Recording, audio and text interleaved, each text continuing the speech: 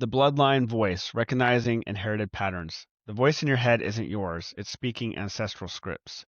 Inherited voice patterns. Your voice might say, "We don't talk about that."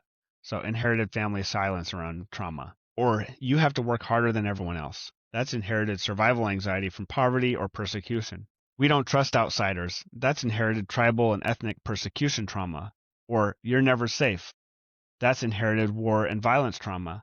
Or, "You don't deserve good things." That's inherited shame and unworthiness from abuse. These aren't just learned behaviors, they're epigenetically encoded predispositions. Your nervous system inherited hypervigilance from ancestors who had to constantly scan for threats, scarcity mentality from ancestors who starved or lost everything, emotional shutdown from ancestors who couldn't afford to feel, and aggression and defensiveness from ancestors who had to fight to survive. The voice amplifies these inherited patterns, using them as proof that the world is dangerous, that you're not enough, that you have to operate from fear. The ancestral daemon becomes the ancestral demon. In a healthy lineage, the default mode network passes down wisdom, so stories of resilience, cultural knowledge, adaptive strategies, and community bonds.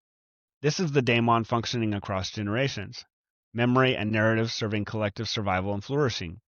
But when lineages experience severe unhealed trauma, the DMN becomes corrupted across generations. Stories of terror replace stories of resilience. Survival hypervigilance replaces cultural wisdom. Compulsive defenses replace adaptive strategies. And isolation and mistrust replace community bonds. What was that movie where that animated cartoon where they're like in the cave, the family's in the cave and the kid keeps going outside and the dad's like, "Don't go out there. It's dangerous out there. It's a dangerous world." Man, I forget the name of that cartoon movie. Maybe if one of you can remember what that is. So the demon propagates through bloodlines. Biblical understanding, sins of the fathers. The Lord is slow to anger and abounding in steadfast love, forgiving iniquity and transgression, but he will by no means clear the guilty, visiting the iniquity of the fathers on the children to the third and fourth generation. That's Numbers chapter 14, verse 18.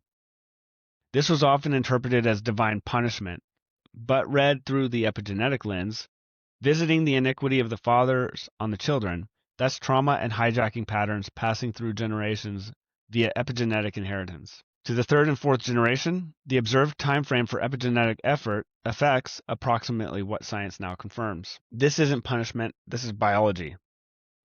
Is everyone still following me here?